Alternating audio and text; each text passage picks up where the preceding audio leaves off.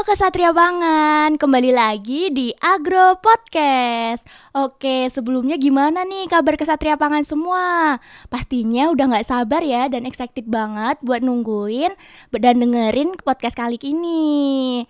Nah, sebelumnya perkenalkan, nama saya Anggreni Puspitasari dari Prodi Teknologi Industri Pertanian angkatan 2023. Nah, di sini saya bakal nemenin teman-teman semua untuk beberapa menit ke depan ya.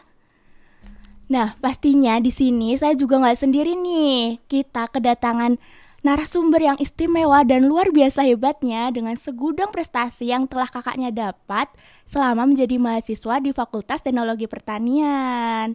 Nah, boleh banget nih mungkin untuk Kak Haris untuk memperkenalkan diri dan menyapa Kesatria Pangan. Oke, halo Kesatria Pangan, kenalin nama aku Haris, alumni dari Fakultas Teknologi Pertanian yang baru saja tanggal 22 Mei kemarin di wisuda. Saya dari Departemen Teknik Pertanian dan Biosistem. Salam kenal para Kesatria Pangan semuanya. Oke, salam kenal ya Kak Haris. Nah, di Agro Podcast Pionir Agrovaria 2024 ini kita bakal bawain sebuah topik nih. Untuk topiknya sendiri tuh gimana sih caranya teman-teman walaupun masih maba udah dapat berprestasi dengan cara ikut PKM, lomba, dan sebagainya. Yang mana setelah ini kita bakal dengerin pengalaman hebat dari Kak Haris.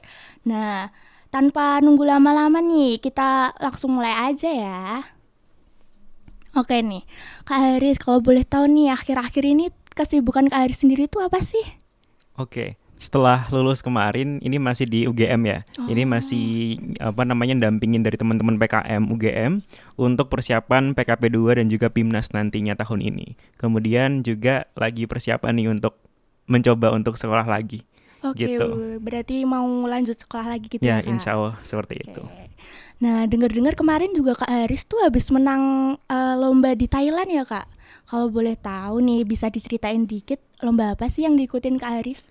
Oke, baik. Jadi kemarin di Thailand itu, tepatnya di Raja Manggala University and Technology San Ya. Thailand, itu ada social business gitu. Kita mengangkat potensi dari agro industri juga. Nah, itu nanti bisa memperdayakan perempuan. Nah, itu saya mengangkat dari isu tersebut, kemudian diikutkan di ajang tersebut gitu. Oke, wow keren banget ya sampai ke Thailand nih.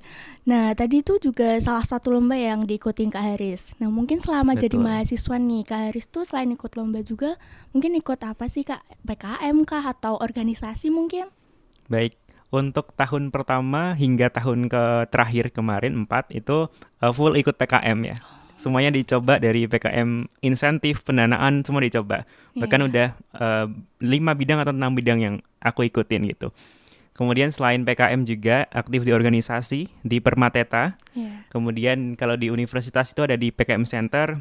Kemudian di Gama Cendekia juga. Oh, Seperti itu. kelihatannya cukup padat ya Kak. Jadi kayak Ya.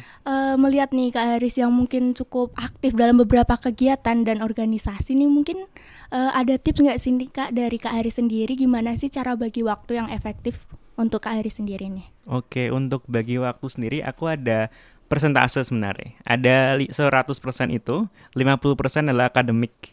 Kemudian 10% organisasi, 10% lomba, 10% itu pengabdian masyarakat, dan 20% adalah istirahat. Karena kita sudah bekerja keras nih. Nah, kita perlu istirahat juga. Itu sebagai apa ya? Sebagai sarana untuk bisa rileks diri gitu. Hmm. Sehingga kegiatan-kegiatan itu bisa teroptimalisasi dengan baik.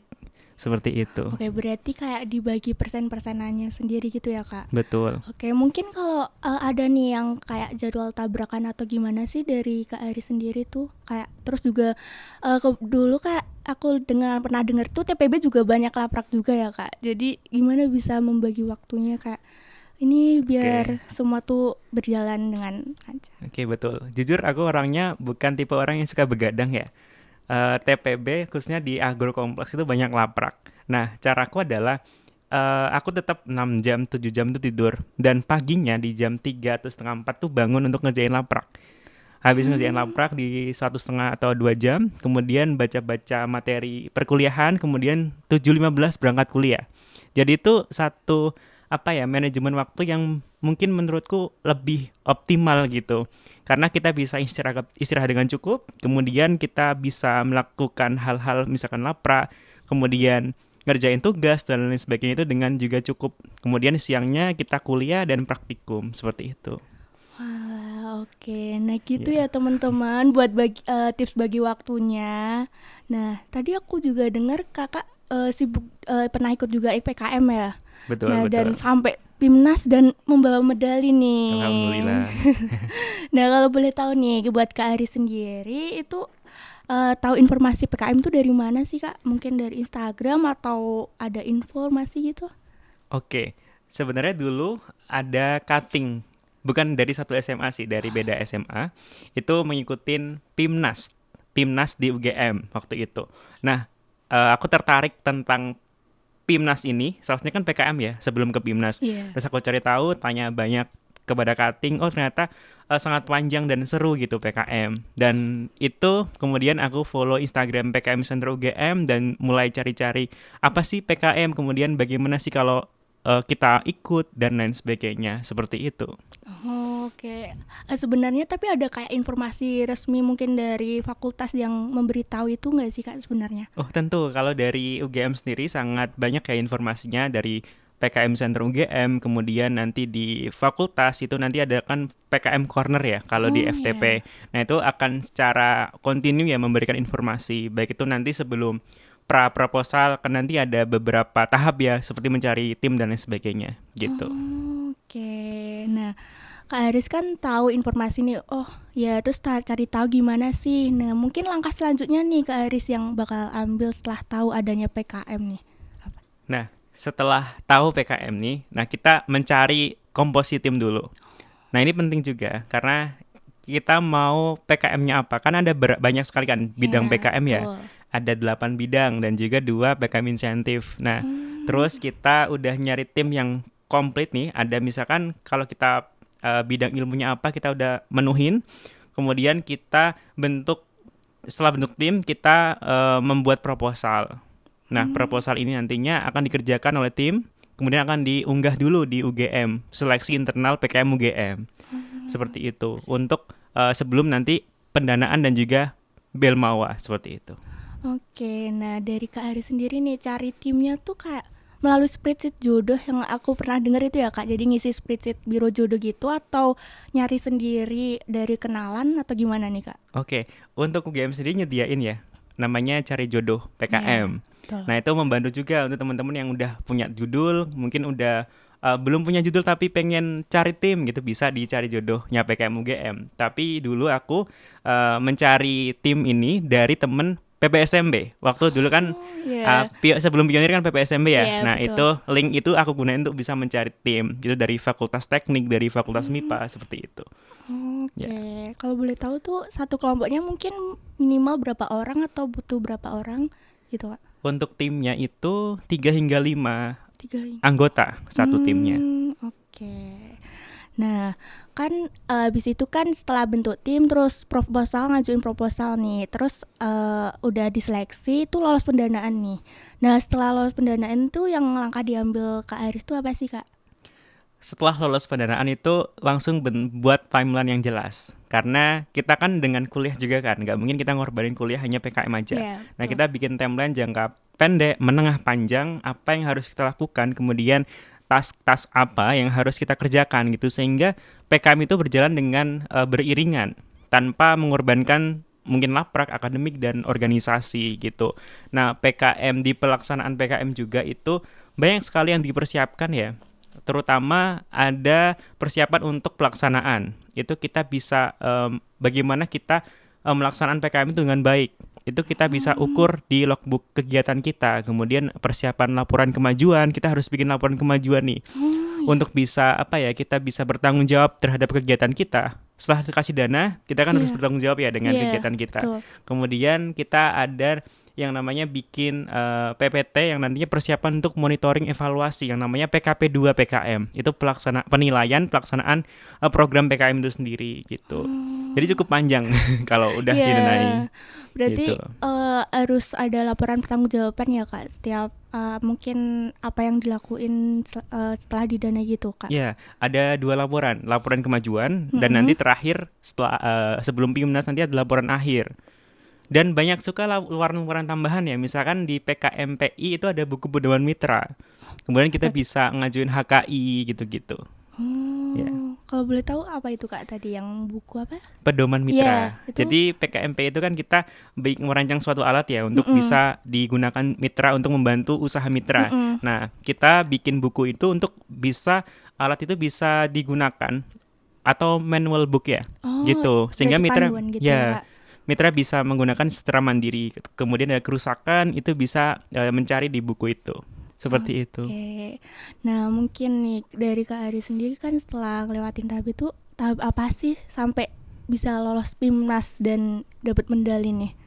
Jadi sampai apa ya dari tahap apa ya lebih rincinya mungkin buat para kesatria pangan yang pengen dan tertarik banget nih buat mau join PKM juga. Oke. Tentunya adalah tekad dan niat yang kuat ya. Karena cukup berat sebenarnya di dalam 1 tahun ini menjalani sebuah PKM itu. Yang pertama tekad kuat, niat bahwa tujuan kita adalah PIMNAS itu pertama. Iya. Kemudian cari tim yang benar-benar solid. Kita bisa bekerja dengan seoptimal mungkin gitu. Kemudian usaha itu 101% karena semua teman-teman tim lain itu kan berusaha kan 100% ya. Iya. Nah, tim aku usahain buat ada 1% di atas usaha teman-teman yang lainnya gitu sehingga Oke. 101% lebih optimal gitu. Oke, Ya, oke. Nah, mungkin jadi itu kalau PKM tuh harus buat apa tadi Kak? Alatnya juga gitu atau gimana sih Kak? tergantung dari bidang PKM ya. Kalau Ada 8 ya. Kalau mm-mm. aku PI, penerapan ilmu pengetahuan dan teknologi. Jadi gimana itu Kak kalau untuk Jadi PI itu kita diskusi dengan mitra ada kendala apa di usahanya, kemudian ya? kita bantu. Kebetulan di tahun ini, di tahun lalu 2023 itu aku dan tim membantu di mitra di salah satu UMKM di Kabupaten Magelang. Itu produksi madu nabati kelapa. Nah, Oke. ada permasalahan di sterilisasi sama pemasakannya yang kurang optimal gitu. Jadi kita bantu di UMKM tersebut, kita ajuin di PKM ini gitu. Oh, jadi membantu Kak dalam bentuk rancangan alat gitu atau bagaimana Kak? Jadi kita udah memberikan alat itu langsung Oh, ya, full di mitra. langsung oke. Ya, Nah, mungkin selama PKM nih menurut Kak Hari sendiri tuh apa sih yang didapat dari ikut PKM ini? baik, cukup banyak ya yang didapat ya. Yang pertama adalah kita bisa memanajemen diri, kemudian memanajemen tim dengan sangat baik. Itu yang pertama. Karena kita bisa tahu ya, bagaimana kita bisa mengencourage diri kita, kemudian teman-teman yang lainnya gitu. Kemudian yang selanjutnya adalah skill ya. Kita punya banyak skill yang bisa kita asah gitu di PKM. Terutama adalah 21st century skill itu nyata ya. Kayak creativity, kemudian collaboration, communication, dan itu seperti satu paket gitu di PKM itu kita ada.